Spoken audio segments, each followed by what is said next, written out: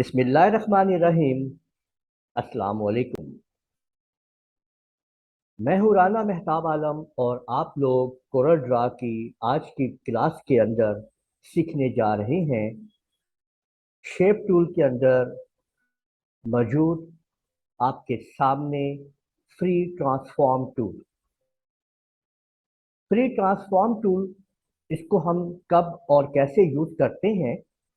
देखिए, अगर हम लोग कोई भी ऑब्जेक्ट यहाँ पे बनाते हैं, ये देखें आप लोगों के सामने, फ्री ट्रांसफॉर्म के जरिए मैं जिस जगह पे इसको रखूंगा वहां पे उसका सेंटर पॉइंट लेते हुए ये मैं इसको जिधर चाहे मैं इसको रोटेट कर सकता हूँ। ये आप देख सकते हैं, ये देखिए, यानी मैंने यहाँ पे क्लिक कर दिया है, इस जगह पे ये नोट लग गई है, तो मैं यहाँ से इसका एंगल जो है वो इसको बता सकता हूँ कि ये देखें कि ये मैंने इसको कह दिया है कि यहाँ से 90 का एंगल कर दो। ठीक है, यहाँ पे देखिए मैंने नोड यहाँ पे लगा दी है, इस जगह पे।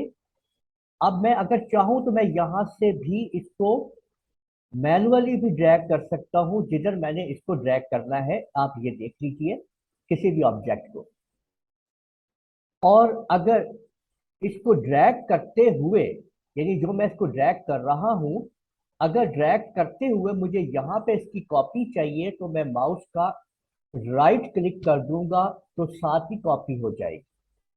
और अगर मैं ये चाहता हूं कि इसी रिपीटिंग के साथ, इसी सीक्वेंस के साथ ये कॉपीज इसकी आगे बढ़ती रहें, तो मैं यहाँ पे कंट्रोल आर का बटन दबाऊंगा यहाँ पे। ठीक है, देखिए आपने कुछ भी बनाया है, जैसे कि मैंने इसको तैयार किया है, इस ऑब्जेक्ट को।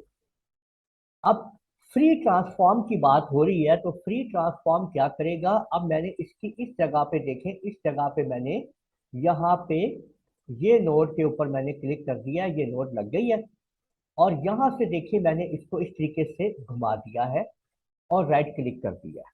अब कंट्रोल आर की मदद से वो नोड जो है वो वहीं से देखिए घूमती चली जा रही है। लेकिन यहाँ पे आपने एक और बात देखनी है कि अगर मैं इसके ऊपर क्लिक कर देता हूं, यानी एक दफा इस ऑब्जेक्ट को सिलेक्ट किया आपने, देखें, और सिलेक्ट करने के बाद इसके ऊपर फिर दोबारा क्लिक किया, तो ये आप देखिए आपके सामने बेस पॉइंट आ गई है। इस बेस पॉइंट को आप जिधर रखेंगे उसके मुताबिक ऑब्जेक्ट आपका मूव होता रहेगा।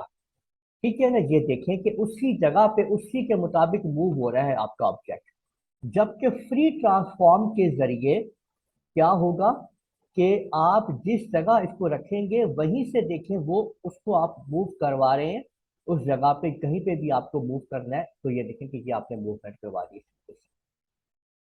अब मैंने देखिए बेस पॉइंट यहाँ रखा है इस जगह पे, ये देखिए ये यहाँ से मूव कर रहा है इस तरह से।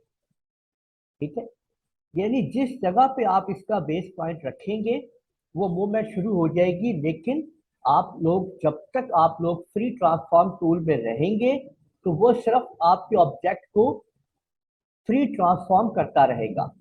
इससे बाहर निकलने के लिए आप लोग वापस आ जाएंगे पिक टूल के ऊपर।